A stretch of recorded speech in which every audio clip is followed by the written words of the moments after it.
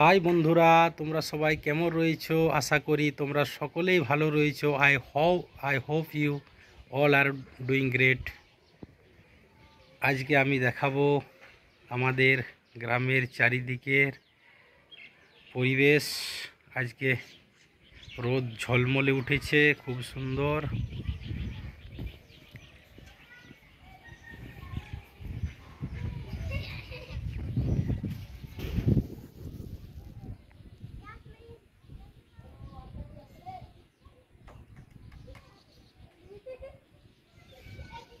এই হচ্ছে আমাদের গ্রাম,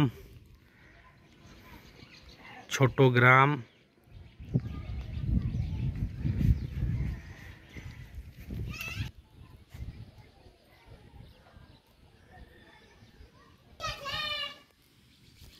দূরে দেখা যাচ্ছে নিম গাছ, কাঁঠাল গাছ।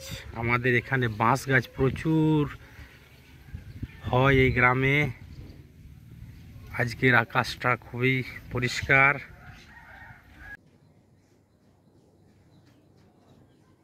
15ই আগস্ট এই ঝান্ডা লাগানো হয়েছে গাড়িতে। দেশের স্বাধীনতার জন্য আমরা গর্ব অনুভব করি। আমাদের এগুলো হচ্ছে নিম গাছ, এই দেখুন কাঁঠাল গাছ, আর প্রচুর আমাদের বাঁশ গাছ রয়েছে। এই যে আমাদের বাগান দেখাচ্ছি তোমাদের বন্ধু। এই যে বাঁশ গাছ সারিবদ্ধভাবে দাঁড়িয়ে রয়েছে, খুব সুন্দর। দেখুন একদম সবুজে ভরে গেছে, অসাধারণ। এদিকেও প্রচুর গাছ রয়েছে সারিবদ্ধভাবে। এই যে দেখা যাচ্ছে,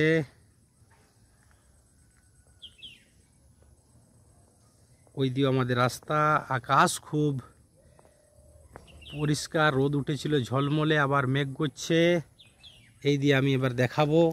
এই মা তুমি, এই বাবা হ্যাপি ইন্ডিপেন্ডেন্স ডে। বাবা ভালো আছো তুমি? আচ্ছা দেখি তোমার ছবিগুলো কেমন নিয়েছো তুমি। এই যে আমাদের আজ দেশের স্বাধীনতা, আমার মেয়ে আমাদের দেশের পতাকা গেরুয়া সাদা সবুজ লাগিয়েছে। আমার মেয়ে ইয়াসমিন। তুমি কেমন আছো? ভালো? আচ্ছা এই যে, আচ্ছা তুমি পা ধোবে? ধো। 79 হ্যাপি ইন্ডিপেন্ডেন্স ডে। আমরা আজ 79তম স্বাধীনতা দিবস পালন করছি। আমাদের দেশের প্রধানমন্ত্রী দিল্লির লালকেল্লায় জাতির উদ্দেশ্যে ভাষণ দিয়েছেন। আমাদের দেশ আজকের দিনে স্বাধীন হয়েছিল 1947 সালের 15ই আগস্ট। আমরা যে স্বাধীন ছিলাম না, স্বাধীন হলাম, কার কাছ থেকে স্বাধীন হলাম, আমরা পরাধীন কখন থেকে ছিলাম, সেটাও একটু জানার দরকার রয়েছে। কি মা, জানার দরকার রয়েছে কি না?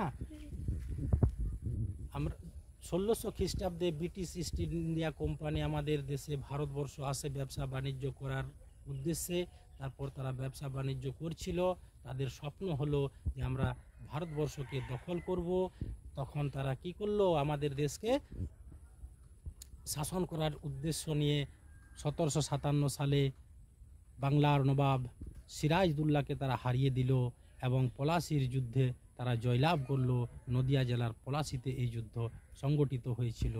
তারপর 1764 সালে বক্সারের যুদ্ধে বাংলার নবাব মীর কাসিম, অযোধ্যার নবাব সুজাউদ্দৌলা এবং দিল্লির নবাব শাহ আলমের সম্মিলিত প্রচেষ্টাকে তারা হারিয়ে দিয়েছিল বক্সারের যুদ্ধে ব্রিটিশরা।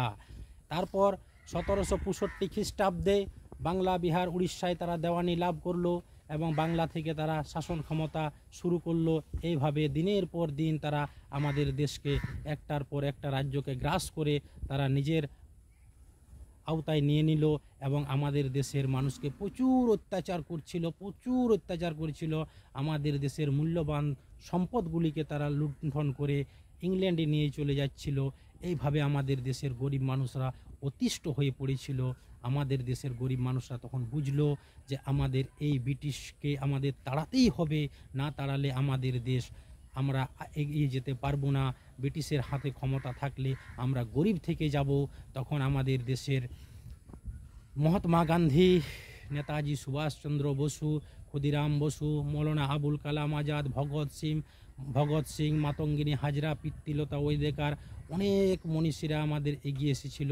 আমাদের দেশকে স্বাধীনতার দেওয়ার জন্য তারা এগিয়ে এসেছিল। তারা আন্দোলন সংগঠিত করছিল, এই ব্রিটিশকে তাড়াতেই হবে, এই ব্রিটিশকে তাড়াতেই হবে। এইভাবে আমাদের দেশের আন্দোলন সংগঠিত হয়ে সমস্ত মানুষ বুঝতে পারলো এদেরকে আর রাখা যাবে না, এদেরকে আর রাখা যাবে না, এদেরকে তাড়াতেই হবে। এইভাবে আমাদের আন্দোলন যখন ছড়িয়ে পড়লো, ব্রিটিশরা তখন বুঝতে শুরু করলো যে এই দেশ আমাদের আর থাকা যাবে না। কি হলো, 1707 সালে সুরাট অধিবেশনে নরমপন্থী এবং চরমপন্থী আকার ধারণ করলো। চরমপন্থীরা বলল যে এখনই এদেরকে তাড়াতে হবে, আর নরমপন্থীরা বলল ধীরে ধীরে ব্রিটিশদের তাড়াবো। চরমপন্থীরা মানছিল না। এইভাবে আমাদের দেশে আন্দোলন বিরাট আকারে ছড়িয়ে পড়লো। তারপরে আমরা দেখেছি 1942 সালে ভারত ছাড়ো আন্দোলন। সেখানে গান্ধীজি বলেছিলেন, करेंगे या मरेंगे तभी हम लोग नहीं छोड़ेंगे, इनको हम लोग भेजेंगे इंग्लैंड, এরকম একটা স্লোগান দিয়েছিলেন। তারপর আমাদের নেতাজি সুভাষচন্দ্র বসু আজাদ হিন্দ ফৌজ গঠন করেছিলেন। আজাদ হিন্দ ফৌজ গঠন করে ব্রিটিশকে তাড়ানোর উদ্দেশ্য নিয়ে তারপর 1947 সালের 15ই আগস্ট আমরা দেশের স্বাধীনতা অর্জন করেছিলাম। ব্রিটিশ বুঝেছিল এখান থেকে চলে যেতেই হবে, আর এরা মানবে না। আমরা আজকের দিনে 1947 সালে স্বাধীনতা পেয়েছি। আমাদের দেশকে দুভাগ করে দিয়েছিল ব্রিটিশরা, একটা পাকিস্তান এবং ভারত। এইভাবে ব্রিটিশ চালাকি করছিল, তাও তারা এই স্বাধীনতাকে আটকাতে পারেনি। এইভাবে আমরা স্বাধীনতা পেয়েছি। 1950 সালের 26শে জানুয়ারি আমরা সংবিধান পেয়েছি। সেই সংবিধানে সাম্যের অধিকার, স্বাধীনতার অধিকার, ধর্মীয় স্বাধীনতার অধিকার, বাক স্বাধীনতার অধিকার, সমস্ত অধিকার আমরা পেয়েছি। আমরা দেশ যেমন আমাদের কিছু অধিকার দিয়েছে, সেরকম দেশের প্রতি আমাদেরও কিছু কর্তব্য রয়েছে। আমরা দেশকে ভালোবাসবো, দেশকে এগিয়ে নিয়ে যাব, এই আমাদেরও কর্তব্য। এই দেশের কোনো ক্ষতি করব না, এইগুলো আমাদের দেশের প্রতি কর্তব্য থাকতে হবে। এইভাবে আমাদের দেশ আজ অনেক এগিয়ে গিয়েছে। বিশ্বের আজ 10টা শক্তিশালী দেশের মধ্যে ভারতও সহাবস্থান করছে। এইভাবে আমাদের দেশ আজ অনেক এগিয়ে গেছে। আমাদের 140 কোটি মানুষ আজ খুবই সুখে শান্তিতে বসবাস করছে। আমাদের দেশের দিকে কেউ যদি তাকায়, তার চোখকে আমরা অন্ধ করে দিতে পারি, সেই ক্ষমতা রাখি। এইভাবে আমরা আজ স্বাধীন হয়েছি। স্বাধীনতার একটু তোমাকে গল্প শোনালাম মা।